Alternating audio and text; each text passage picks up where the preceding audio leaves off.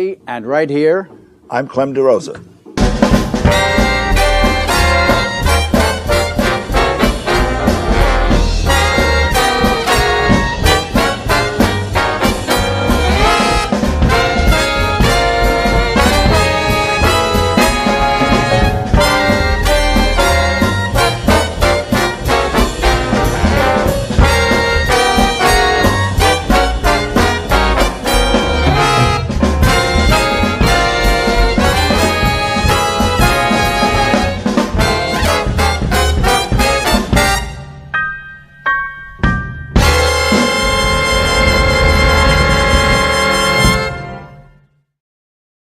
on the subject matter of this DVD, which we call the 4 T's. The 4 T's were the brainchild of my brilliant educator friend Clem, and he came up with this concept. I'd like him to explain it, generally speaking. Yes, Ed, the concept has been in my mind for many years. People have talked about the 3 T's. I've added an additional T, which I think is essential not only to drums but to music. And that one is what? And that's timbre. Okay. But we talk about time, taste, technique, and timbre. And that is the newest one, and yet the one that is prevalent in not only in drumming, but also in all of the music that is written and played. And if we talk about time first, it's such an elusive kind of a topic. Mm-hmm. And you ask somebody, well, what's time? And they'll say, well, it's the pulse, it's the beat, keeping everything steady and all that. I came up with a thought that would be a little more realistic, something that the students could hang their head on. Yeah. And I talk about the time as being a corridor with the walls made of rubber. Mm-hmm. So that, for example, the slower the tempo, the wider the corridor. The faster the tempo, the narrower the corridor. Mm-hmm. But within that corridor, the walls are made of rubber so that there's the flexibility. We often hear lead trumpet players and guys say, well, look, I want to lay back on this. So that wall expands to allow for that interpretation. But it always comes back to the original tempo. That's where we are. Yeah. And to me, that gives the student something to hang on to in terms of explaining time. Yeah. So the faster the tempo, the narrower the corridor. But yet the flexibility, if the lead trumpet player wants to lay back on some quarter notes, the wall will expand, but it must come back. What happens is that if the wall begins to contract, then the tempo is changing, it's rushing, mm-hmm. and it creates problems. And if the corridor starts out narrow and begins to expand, the tempo is slowing down. So that kind of is a better explanation of what time is. It's definitive. Absolutely. In addition to that, which I think is a great concept of the little give and take that we have in music, don't you agree that basic good time is still never called accurately metronomic time? It's just basic good time. I would agree with that. Yeah, and that's why I personally don't endorse constantly practicing with a metronome. I think it's okay for you to kind of time your exercises, maybe time a particularly hard piece with a metronome, stay steady. But some people almost have the idea that they better have a metronomic click when they play, and I think that this is a mistake. They don't get enough independence of self. Yeah, better to play with good swinging records, I feel, out of the two concepts. I do too. I think that the metronome is helpful in some instances, but again, it doesn't allow for that expansion, that corridor, the flexibility. Oh yeah, that's what I was always concerned about. Yes, I understand. You have some people who play with absolute metronomic time, and you say, gee, it just doesn't feel right. It's mm-hmm. not swinging, and it has a stiffness about it. Are metronomes good to use? Of course they are. But it's like everything else. You take it and say, am I making music with this? Exactly. Am I playing musically? Yeah. Something I found a long time ago from playing in bands of musicians that were older and more mature, better than I was, is when you have a faster tempo, let's say from here on up, how essential it is that you beat one foot or the other in halftime. Absolutely. I find a lot of younger players, not just drummers, saxophone players, trumpet players, whatever, they start spazzing in 4. And the reason I say spazzing, none of them ever do it steadily. It would be so much better to go baba da beba da bop da bop and keep that foot in halftime. Absolutely. When I played with the Basie band, I used to love to look down the trumpet line and see four feet on, 1 foot on each of the 4 trumpets going be-dee-ba-dub-dub. Sure. Everybody was Sure. doing this. Sure. And you know what that does? When you count it in 2 like that, Yes. it gives you that space. Yes, it does. Instead of the 4. Yeah, I call it spazzy because it tends to make the player a little bit nervous. It starts getting not only your foot, but your mind gets spazzy. a little Excel starts to creep in there. And from playing for so many years, the taste.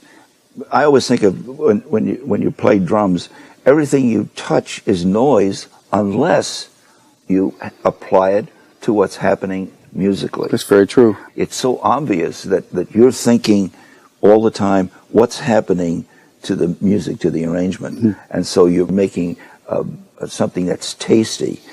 And also now enters timbre. Now we kind of skipped over technique, but I always look at technique, as you and I have talked, is that technique is just kind of a means. It's a means to an end. Oh, absolutely. But technique is just how you use it to enhance what's happening musically. Absolutely. I couldn't agree with that more, because I've told guys, if you get your technique at a high stage and keep it there, everything is easier.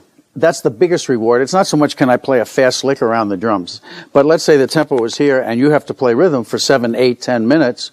If your technique is really good, you're cool. Absolutely. If your technique is not, you're in trouble. Right. You're having a bad time, So do you need technique? Of course. Sure. And when we go down the 4 T's, each one of them is vital to the overall result of the musical. Don't you think that the primary thing, I'm talking now, addressing the drummers particularly, not that it shouldn't be every musician, but listening is so important to what you're playing with. If you put your head down and say, I'm going to pound the hell out of this ride cymbal, what if that isn't a good texture, so to speak, for your first chorus on a few of your tunes? It's too loud, And listening, if it started with a T, would be in there. I mean, because listening is again another element. Yeah, and you have to listen to your ensemble when you're playing. I mean, to me, you're there to serve the music. Sure. The music isn't there to serve you. Unfortunately, the attitude that some people have, you're there to serve the music in a sense. What can you add that helps the music along? And there's your taste. Oh, that's what I mean. That's really intrinsic taste is listening to the music and trying to become a part of it. And I think timbre perhaps is elusive because most people don't understand that. I mean, no, I find that on drums particularly. It's a quality of sound that's distinctive. Yeah, I find on drums particularly, if they try to talk about timbre, I get the sort of the deer in the headlights look, so I changed the wording from timbre to the type of sound you're making, which is still timbre. Right. It's a and are your drums tuned too loosely and floppy that they don't have much timbre, or are your drums tuned so tightly, rock tight, hard, they don't have any fullness of tone? Right. So I try to use some of those terms because timbre sometimes gets a funny reaction. It's elusive. Yeah, timbre. Really yeah, right. It's the tree falling down. Yeah, sort of. So I've tried to find other ways around it in a sense, although we're still talking about timbre, the quality of sound. Yeah. For instance, I have the problem of some of the drummers, even in some of our better college bands, want to make do with a small bebop drum set with an 18-inch bass drum and 2 small toms and a decent snare drum.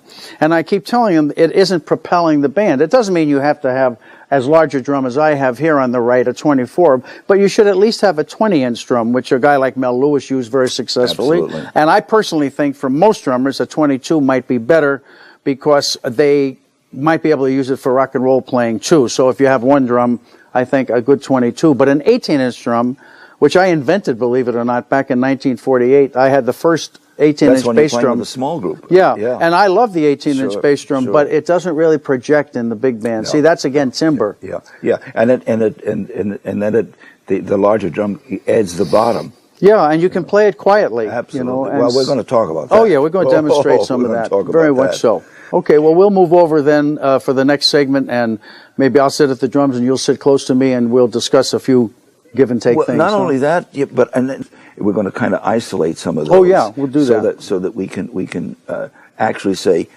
listen to what he did here, and then talk about it. Chart, big band, kind of in a bassy style, and with some fine soloists. And you'll listen to Ed as he sets the band up for some of the key figures.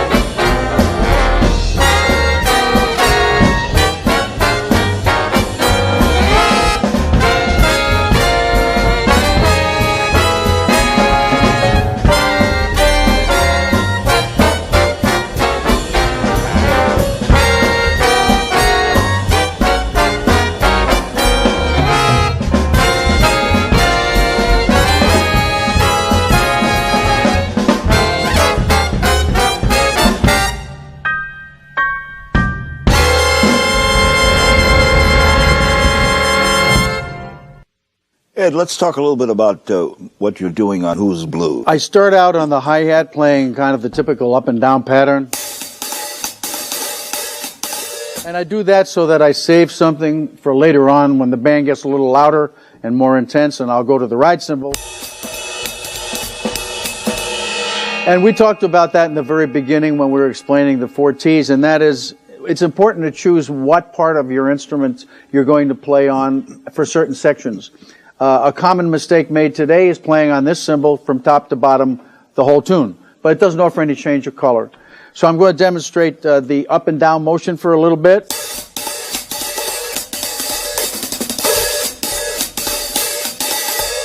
With these little inverted patterns that we're playing. And while we're at it, Clem, I'll demonstrate that sound you like sometimes where we play the hi-hat loosely.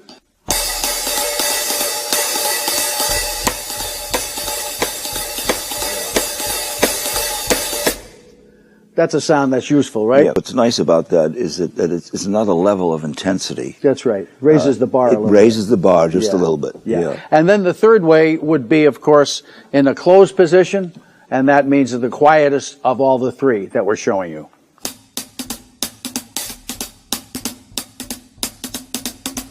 And those 3 will give you a nice variation to play with a change of color, change of intensity, before we go to the louder ride cymbal when the band gets more intense and louder. Yeah, and I think we ought to mention too, Ed, what you do so well behind the soloist. And the fact is that you get up on the ride cymbal, and as the soloist creates his or her own intensity, what you're doing is you're up and under them, supporting them on the ride cymbal with a little bit of left hand feeding, that kind of thing. And maybe just demonstrate a little bit of that. Sure. So let's say if we're playing on the hi-hats, we'll play fairly straight because it's just ensemble, and then we'll go over to here where the soloist is playing, and we'll start accenting, kicking it along a little more.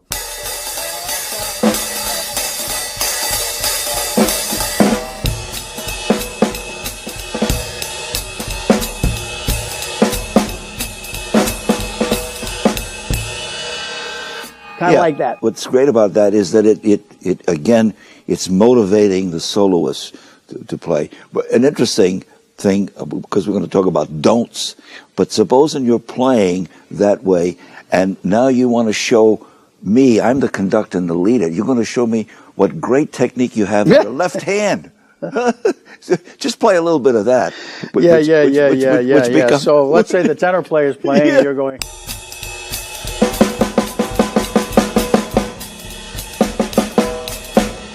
That's really welcome, like a bad rash, right? Yes, yes. Hey, should we demonstrate a good... Or a head cold. Yes. Should we demonstrate a good 4-bar break and a bad 4-bar break? Please. Yeah. Unfortunately, sometimes when the drummer is showing how much chops he or she has, the time gets kind of vague to the other players. So I'd like to give you an example. First, I'll play a good 4 bars, meaning in good time and, in a sense, decipherable, and the people know where to come in. Then I'm going to play a bad 4 bars, which will still be in time. It'll still be in time, but it's almost like I bet you to guess on where one is after I do it, okay? This is what not to do. The first one is what to do. Here we go.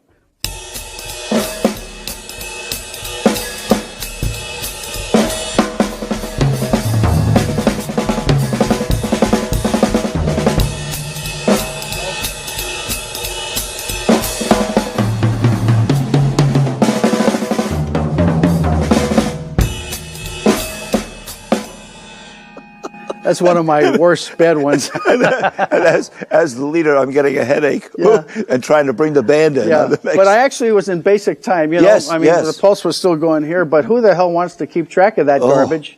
And how could you come in if you were the lead trumpet or lead sax? See? Yeah, I've seen more lead trumpet players. I just hope, please, when you're watching this DVD, don't count the second one as one of Ed's better breaks. All right. Folk tune that we put together to show the medium tempo shuffle, which is done frequently, but Ed adds a twist to it that gives us a kind of a really basic swing.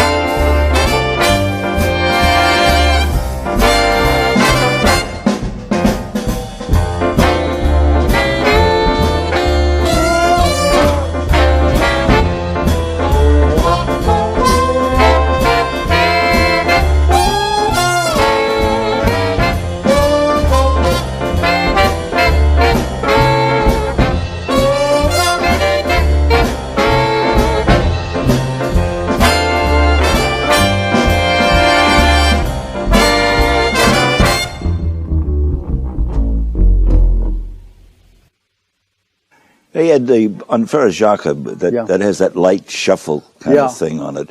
Why don't you demonstrate what you were doing on the tune? Okay. We like to say most of the time on most shuffles that the snare drum is more effective than the cymbals are. Not to say that you can't play the shuffle on the cymbal. For instance, you could play Frere Jacques like this. But by and large, when the horns come in and it gets a little thicker in texture, that sound isn't quite enough to really give the shuffle the quality that you need. So we really suggest playing it on the snare drum. So what I'm doing is playing straight time here.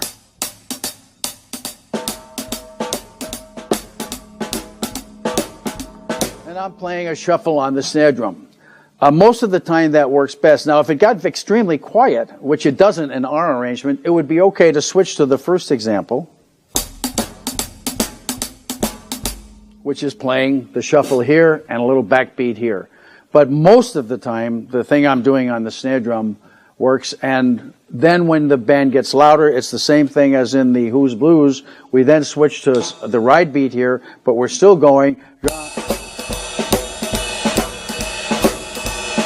And you still get that, what I might like to call the thicker sound of the shuffle on the snare drum. To include, in addition to jazz drumming and swing and Latin, Ed said to me, you know, Clem, we ought to include some contemporary music. And so here is Fancy Funk.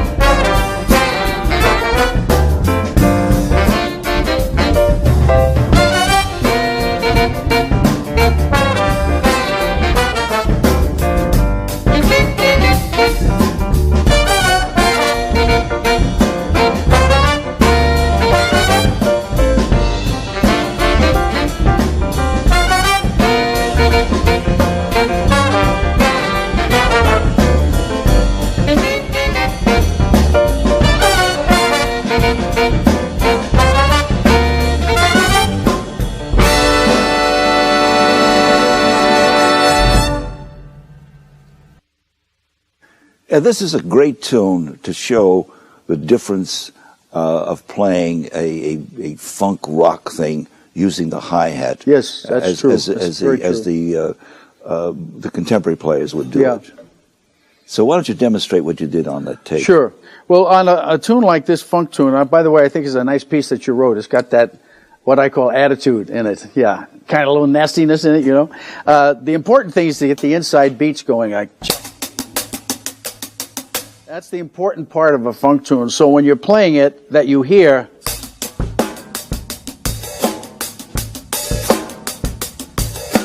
The most important part is the inside part. If you just played it where you just heard the backbeat snare drum and maybe just a straight eighth, it wouldn't really be intrinsic to what funk is about. The inside part, that check, is so important, and particularly like in our band, we don't have a rhythm guitar playing it. So especially if you don't have a rhythm guitar playing it, you want to be Mr. 16th note.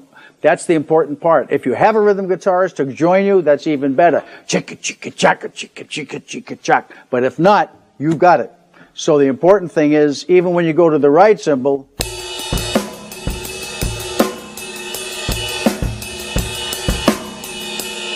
keep the 16ths going no matter which part of the drum set you're on. And don't ever lose that, what I like to call the inside rhythm. By the way, Clem, I like this piece. This is one of my favorites. Thank you. Yeah. You know, it's interesting that we've kind of not touched on Timbre, but everything that we've talked about is that unique sound that you present with the equipment that reflects the timbre of what you're doing. Oh yeah. And it enhances what's happening in the arrangement. Really self-explanatory. If you know the Basie band, and it has played with the Basie band, you'll see the quality and the change of how he approaches this kind of music.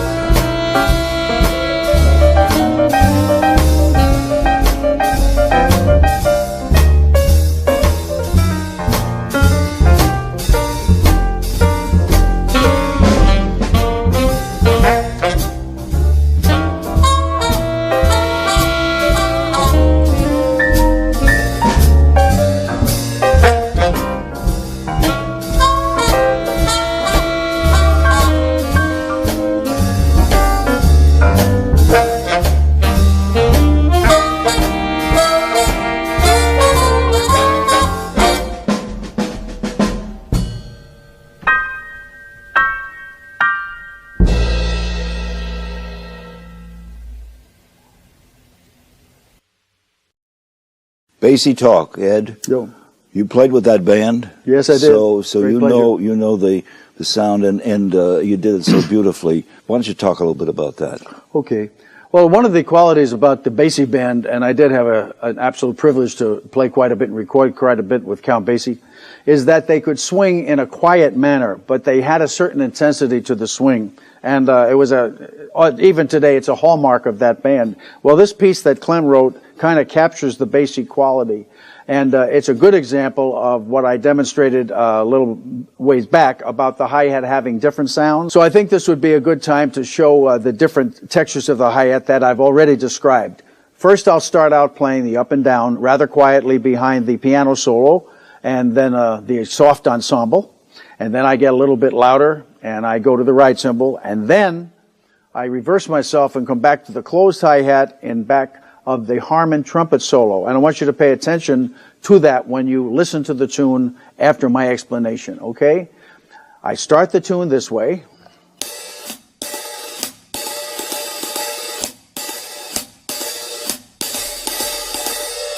Go to the right cymbal for a fuller ensemble.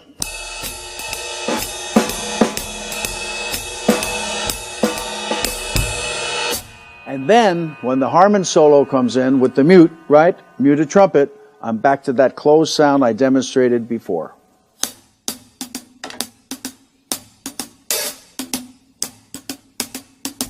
And then, as things open up, we go back to the up and down hi-hat. When you're playing quietly, put as much energy and attitude into your playing as you do when you play loudly, such as...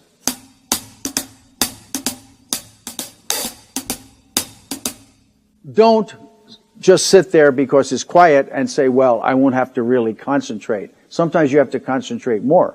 And that's the idea. Keep it hopping, keep it jumping. Keep the spirit of the beat.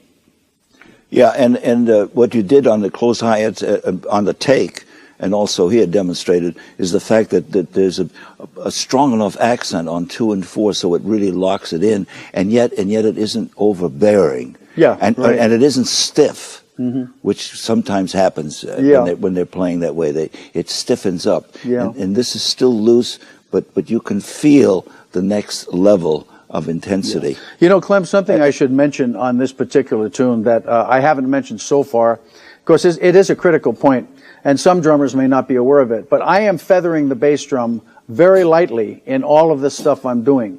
And the important thing is, the term feathering means you're playing very quietly on the bass drum while you're doing your hand stuff, but it adds a certain ingredient. If you don't, and you just play the cymbals, it's a rather thin sound in anything from about a 6 to 7 to larger band. Important to remember, in the jazz style of playing, to feather the bass drum, which means play lightly, and you must do it with your heel down so you can control the dynamics. If you do this, you are known as gorilla foot, and nobody wants you. Hey, that speaks to one of the T's, and that's taste. Okay. When Ed and I discussed the writing of our drum book called Show Drumming, we talked about playing all types of music, and we wanted to include Latin music. And this is the theme from Fifth Symphony as a rumba.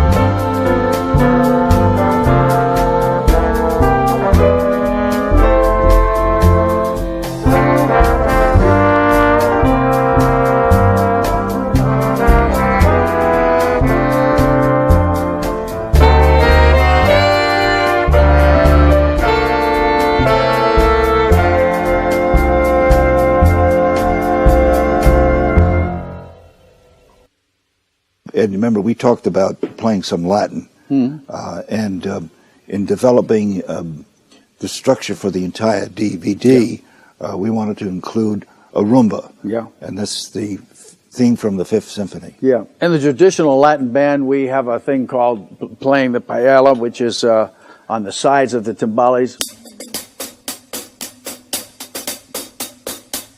And what we do in a rumba like this is we emulate that on the closed hi-hat, and then we try to add what you might call our simulation of the conga.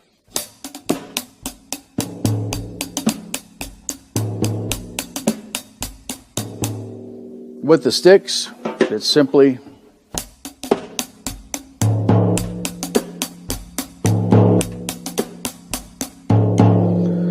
so in a way we're trying to emulate a little timbale and a little bit of conga drum, and this is of course what the drum set drummer has to do in a lot of the other forms of Latin rhythms.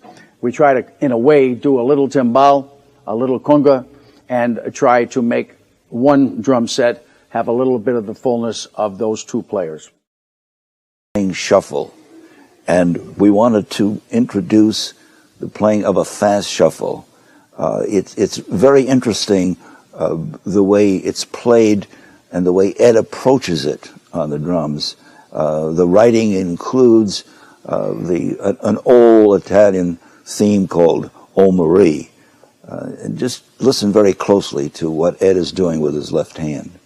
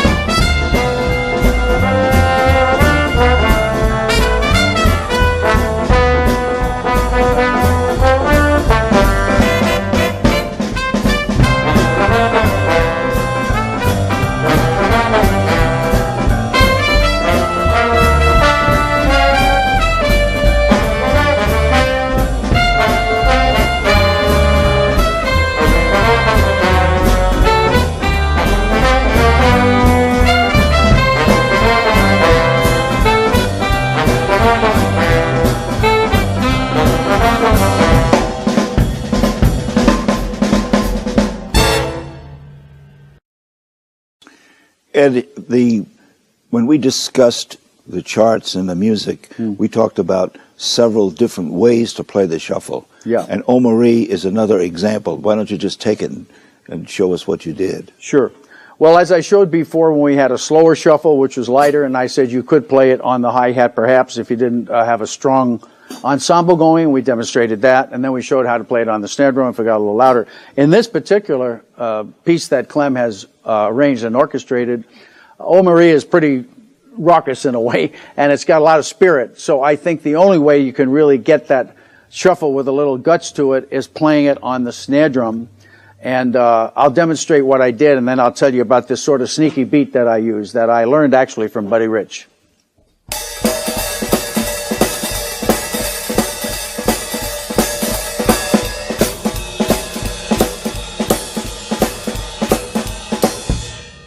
Now, the secret of this secret beat is that it comes out sounding almost like, which is a little difficult to play with one hand for a very long length of time, particularly if the tune is faster. I'm playing this a little slower than I think O Marie was. Don't you think so? Yeah. Yes. So I didn't really give the best tempo example. I will before we finish this. But the idea is, Buddy Rich once showed me this shuffle he could play at this ridiculous speeds, and he left the first speed out, so he went da-da-da. And it fooled me completely. I thought he was going with one hand. He said, nah. And he showed me how he left the first speed out. So I'll play it now faster, and we'll play what I like to call the Buddy Rich shuffle, which is leaving the first speed out, so it becomes boom ta da da boom ta da da boom ta da da. But the important thing is you still want to keep the backbeat in it, okay? A 1, 2, 3, 4.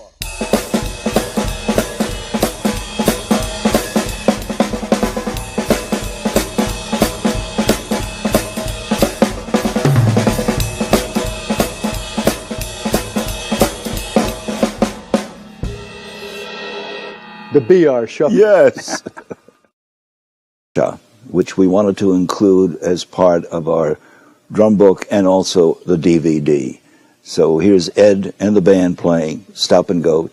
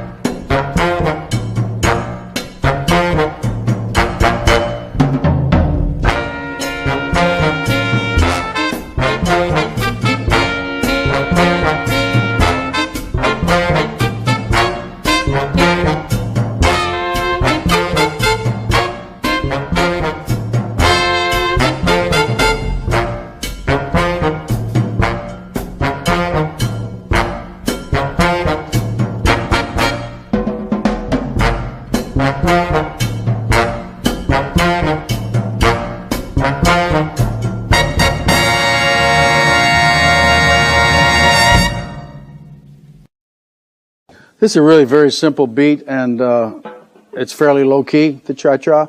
The important thing is to keep the quarter note bell. I sometimes like to add eighths in between once in a while. If you do, just keep the quarter notes louder and thicker in sound than the eighths, because that's the pulsation that makes the cha-cha what it is. And here again, we emulate or simulate the conga drum with the left hand. So the whole total goes 1, 2, 3, 4, 5.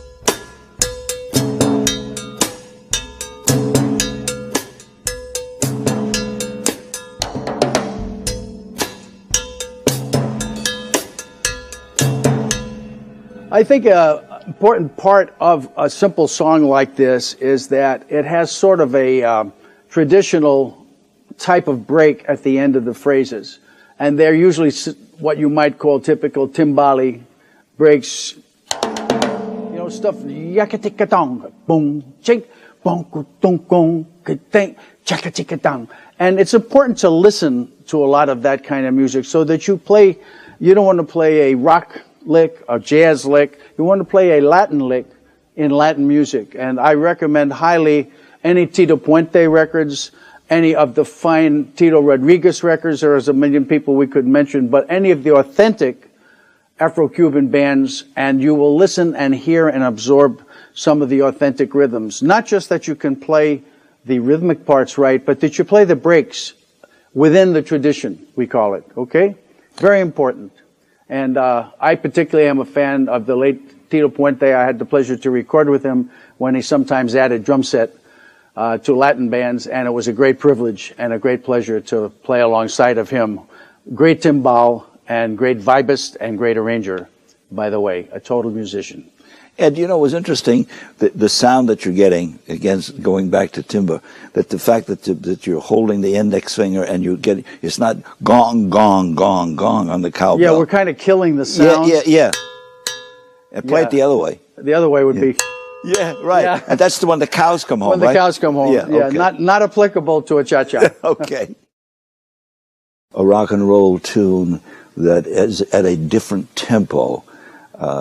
When Ed and I discussed putting the DVD together, he said, you know, we ought to include something that's an eighth note, what they call an eighth note rock and roll.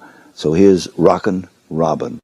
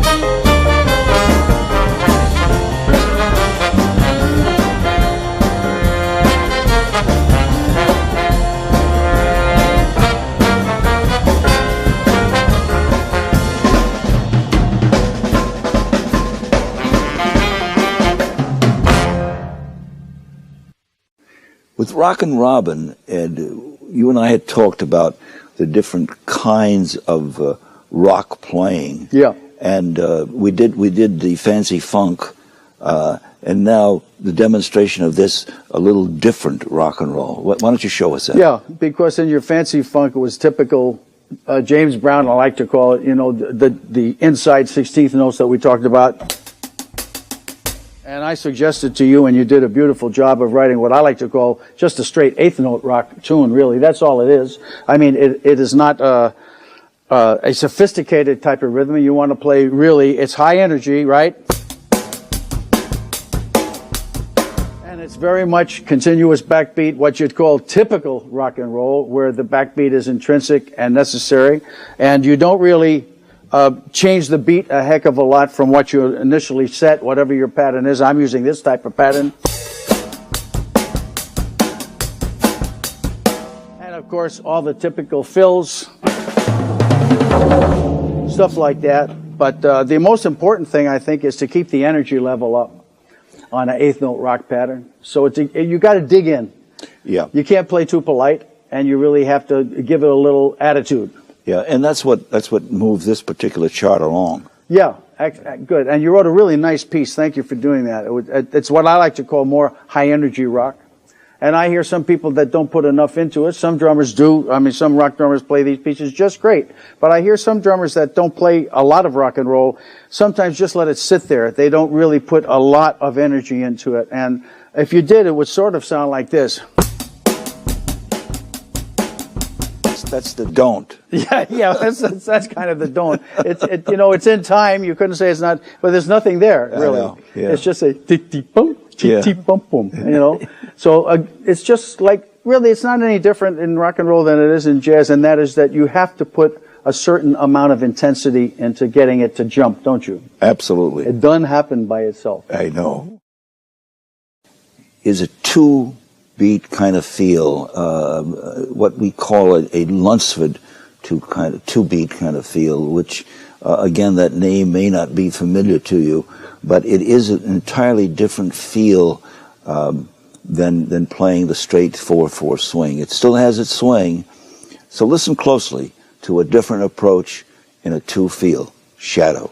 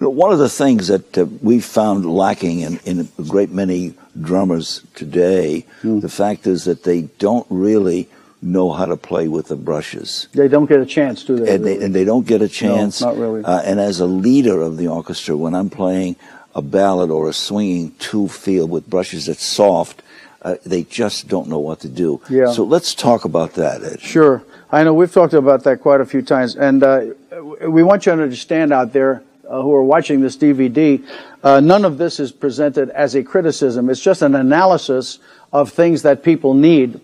We understand that if you're playing a lot of hard rock music or stuff in that vein, you're not going to really pick up the brushes perhaps ever, you know.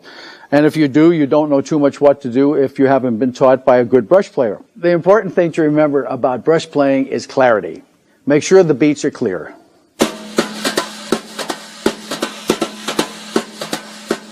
A common mistake I hear many drummers do, I try to help them when I'm at their schools or wherever, is they tend to mush the brushes together, kind of like this. I hear that a lot.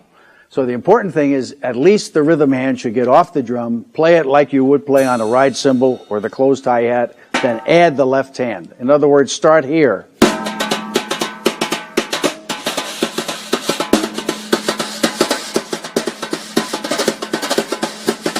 And anyone sitting in any part of the band you're playing with should know where you're at. And that's the important part of brush playing. Now, this tempo that we're playing on Shadows is around here.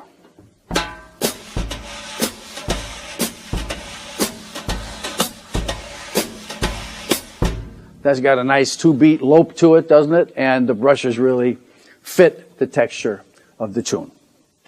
Yeah, and I think it's wise that you mention that it has that 2-beat flavor, because that's what I wanted to inflect there.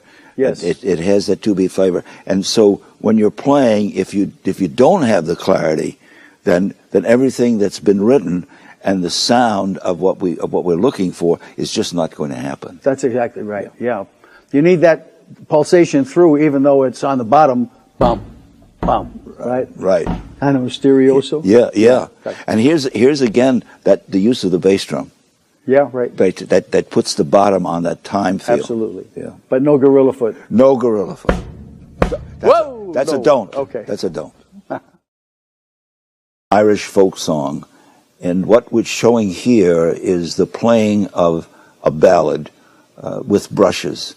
A little different, something that you need to study and look at and listen closely to Danny Boy.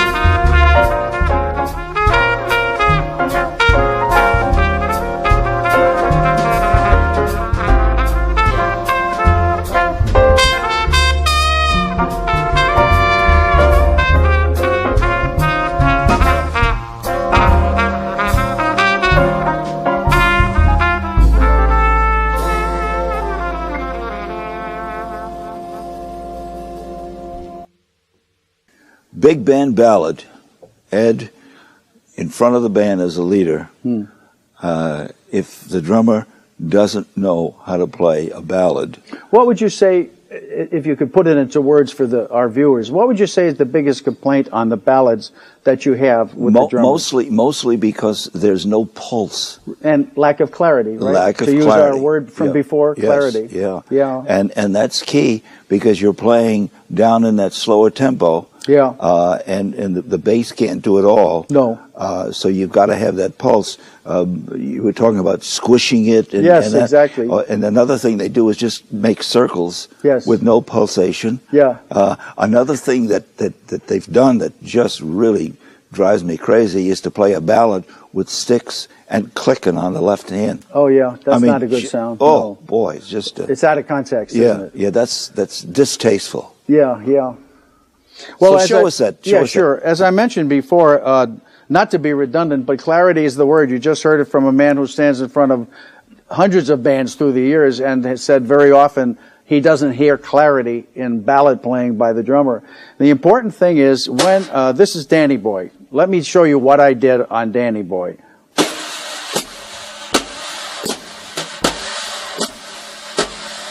Now, it's a very simple beat. You know what the key is that I lifted the rhythm hand on each quarter note. The mistake many drummers make that he just pointed out is this. Same tempo.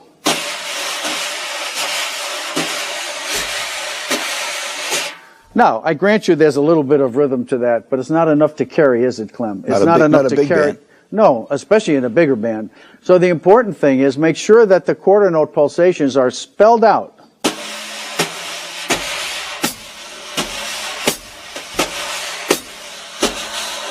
I like to say that these silent circles look great to the chicks in the front row. Yes, yes. But boy, it doesn't give the musicians anything. No. But I'm going to do it just for the chicks in the front row. Yeah. Sexy, right? Not too impressive when I'm looking at you. But ineffective. Okay, well anyway, just remember that please. Clarity, whether it be ballads or rhythm tunes, clarity in brush playing is what we're looking for. Played, it's marked 3/4 time, but it's played in 1. And it has to swing. It's different. Listen closely for what Ed does on Walkin' Waltz.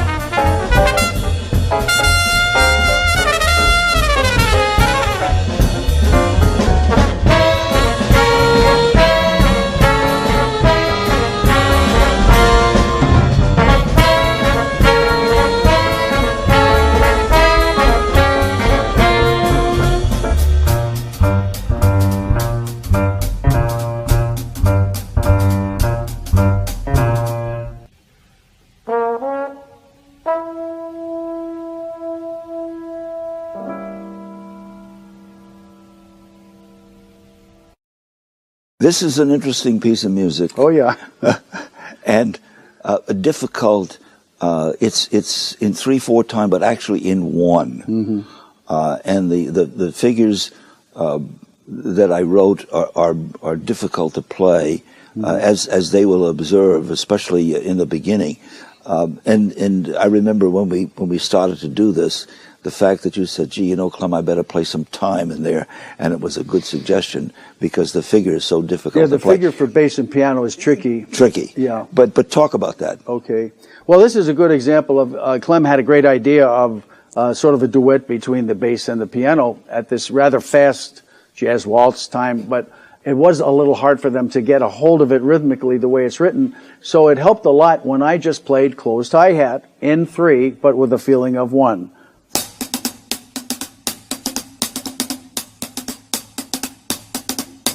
And that is the tempo that we played. And once I did that, it was easier for the bass, easier for the piano to get a hold of the part that they play, which if you listen, you can hear how tricky it is rhythmically to get a hold of.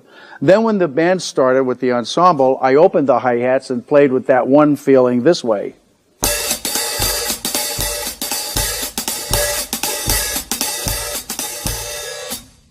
And it's interesting, after we got done with our recording, that John Thomas, our first trumpet player, on the way out, came over to me and said, hey, thanks a lot for giving me a good 1 feeling in the fast jazz waltz, because my part was kind of tricky. And once you started doing that 1 feeling like I just demonstrated now, he said it made it easier for him to play. And those are the kind of things you hope you can hear from time to time, that you're helping the ensemble or particular players with hard parts or something by setting up something that is really rather simple, but much different than not doing it, or perhaps doing something that's not quite as definitive. When the band got louder, I went to the ride cymbal. Clem, you wanted that to kind of roar a little bit there, didn't you? Absolutely, yeah. And you wanted the bass and the drums then to play in what we call 3 to the bar. 1.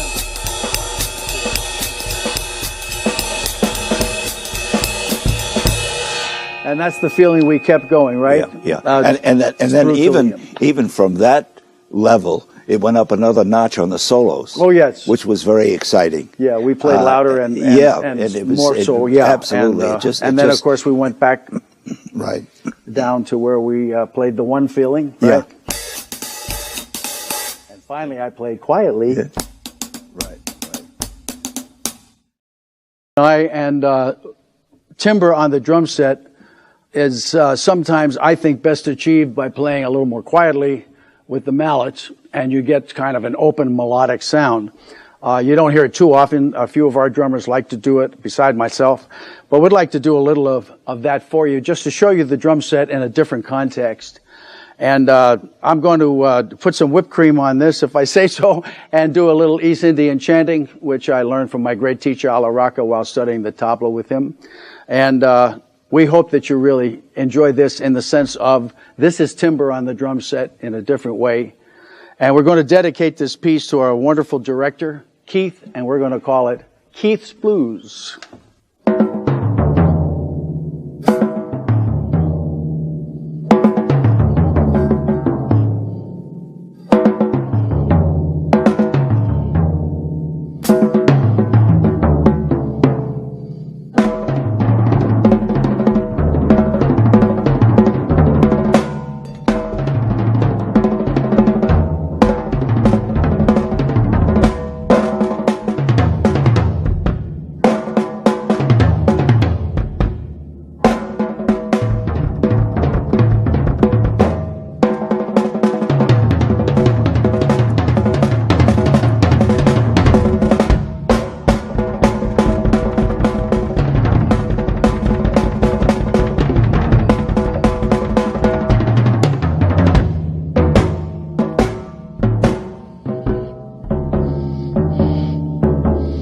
Takadin, takadin, takadibida.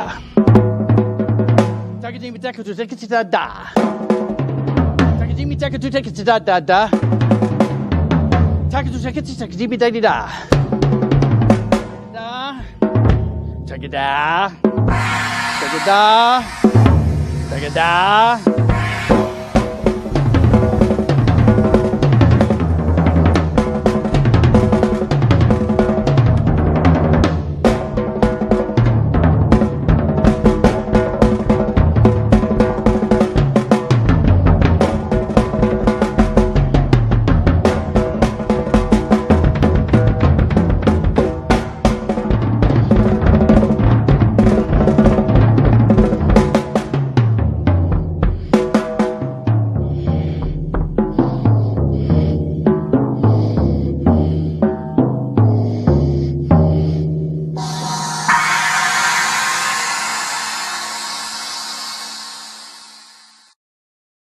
up your ears, your eyes, and your heart to becoming a more well-rounded musical drummer. That's what we're striving for most of all with this project, about listening to what you're playing with, applying those important 4 T's. Don't forget timbre. It's really important. In plain other words, it's the sound that you make and the type of sound that you make. It's been a great joy working with my good buddy of many years, Clem DeRosa, and we hope that this whole project will really be an educational aid. Thank you very much. Clem? Ed, there isn't much more I can add to that. You know that our friendship goes back a lot of years. It's been an honor for me to work on the project with you, both for the book and for the DVD. And I, too, hope that you do learn a lot from it. The projects, both of them, are out there to help you become a better drummer and a better musician. Thank you.